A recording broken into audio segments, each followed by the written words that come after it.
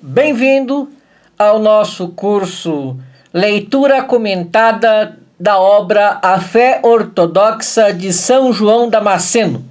Estamos no livro 1, capítulo 4. O que Deus é. Ele é incompreensível. Que Deus existe, portanto, é evidente.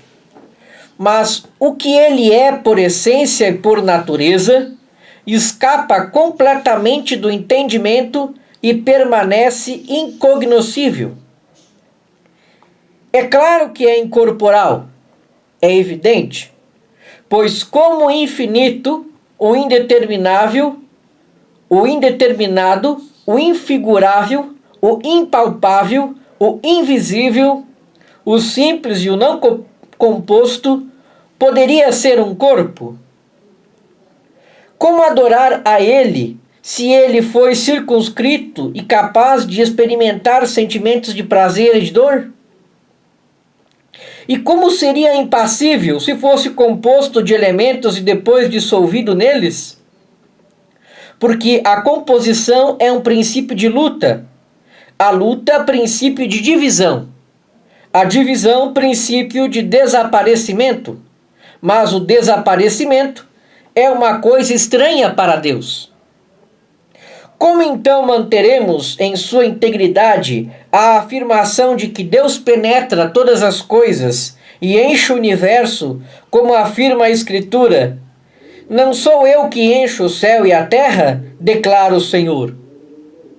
Porque é impossível que um corpo passe através dos corpos sem cortar ou ser cortado, entrelaçando e opondo-se, como todos os líquidos que misturam e são misturados. Alguns, no entanto, afirmam a existência de um corpo imaterial, como o que os estudiosos gregos chamam quinto elemento. Mas isso é impossível.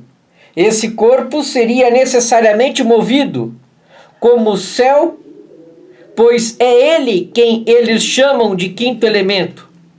Mas então, quem o move? Porque todo ser movido é movido por outro. E quem move este? E isso é infinito, até voltarmos a algo imóvel, pois o primeiro motor é imóvel, que é precisamente o divino. Mas como o movido não seria circunscrito em um lugar? Somente, portanto, o divino é imóvel, graças à sua imobilidade, move o universo. Portanto, devemos considerar o divino como incorpóreo. Mas isso também não é uma elucidação de sua essência, como também não são os predicados de não gerado, de sem começo, de inalterável, de incorruptível, e todos aqueles que falam relativamente a Deus ou a respeito de Deus, pois esses predicados significam não o que é, mas o que não é. E quem quer dizer a essência de uma coisa deve explicar o que é, não o que não é. Sobre Deus, no entanto, é impossível dizer o que é em essência. É mais apropriado compor seu discurso a partir da supressão de todas as coisas, pois Deus não é nada dos seres, não é como não ser, mas como estando acima de todos os seres e rotulando-se. Se, portanto, conhecimento é relativo aos seres, o que está acima do conhecimento também estará necessariamente acima da essência, e inversamente o que está acima da essência também estará acima do conhecimento. O divino é, portanto, ilimitado e incompreensível, e isso só dele pode ser entendido, seu ser ilimitado e sua incompreensibilidade. Tudo o que dizemos de maneira afirmativa de Deus não mostra sua natureza, mas o que há em torno de sua natureza. Mesmo se dissermos que ele é bom, justo, sábio, não falamos sobre a natureza, mas o que há em torno de sua natureza. Ainda encontramos certas asserções afirmativas a respeito de Deus, que são dotadas com um poder de negação em alto grau.